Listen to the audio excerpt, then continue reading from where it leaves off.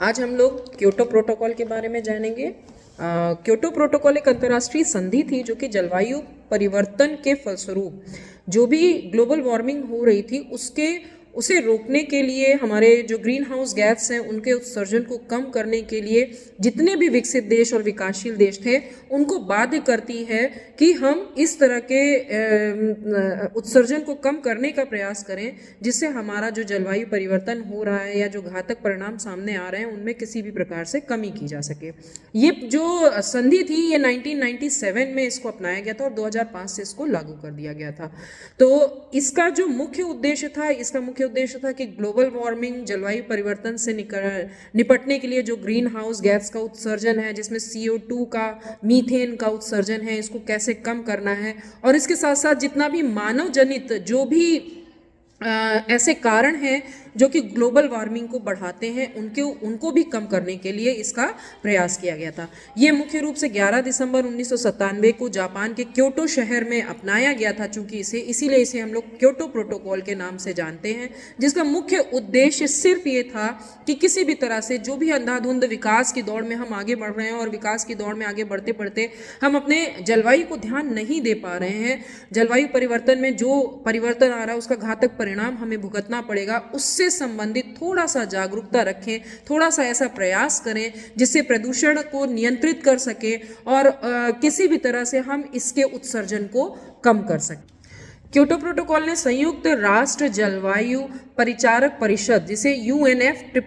UNFCCC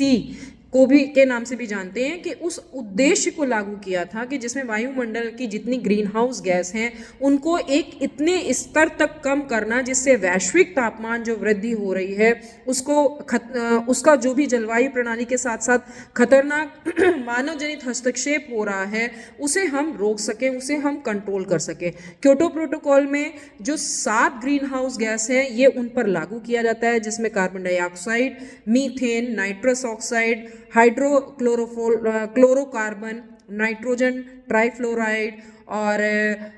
perfluorocarbon, sulphur hexafluoride, इन 7 गैसों को किसी भी तरह से जिनका इफेक्ट ग्रीन हाउस इफेक्ट कहलाता है इसको नियंत्रित करने के लिए ये प्रोटोकॉल अपनाने की बात कही। इस सिद्धांत के अंतर्गत जैसा कि हम देखते हैं ये माना जाता है कि जितने भी देश हैं, चाहे वो विकसित देश हो चाहे वो विकासशील देश हो, सभी देशों की जो क्षमताएं होती हैं वो अलग अलग होती हैं। हर देश अपने दायित्व का निर्वहन अपनी क्षमता के अनुसार करता है। तो यहाँ पर ये ध्यान देने योग्य बात है कि जहाँ पर जिस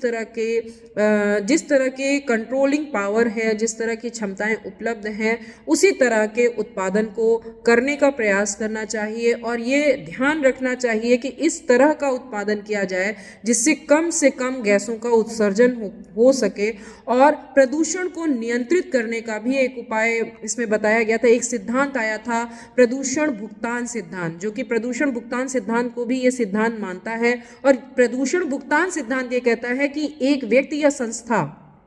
जो भी प्रदूषण को करने के लिए उत्तरदायी है वही उसको निपटने के लिए भी उत्तरदायी होगा। यही उसके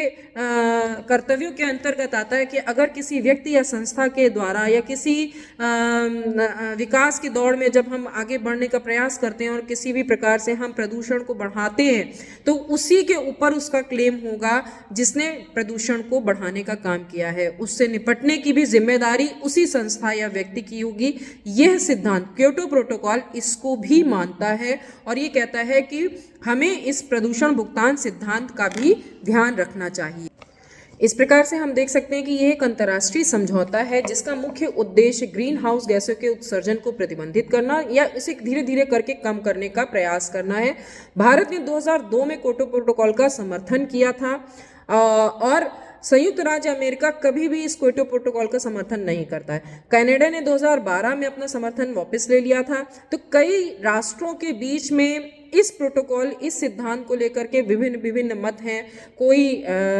समझता है कि ये जलवायु परिवर्तन के दृष्टिकोण से एक सही सिद्धांत है, इसका हमें पालन करना चाहिए, हमें उन गैसों के उत्सर्जन पर नियंत्रण करना चाहिए जो हमारी जलवायु को प्रभावित करते हैं। भारत में 16 फरवरी 2005 से ये प्रोटोकॉल लागू किया गया था।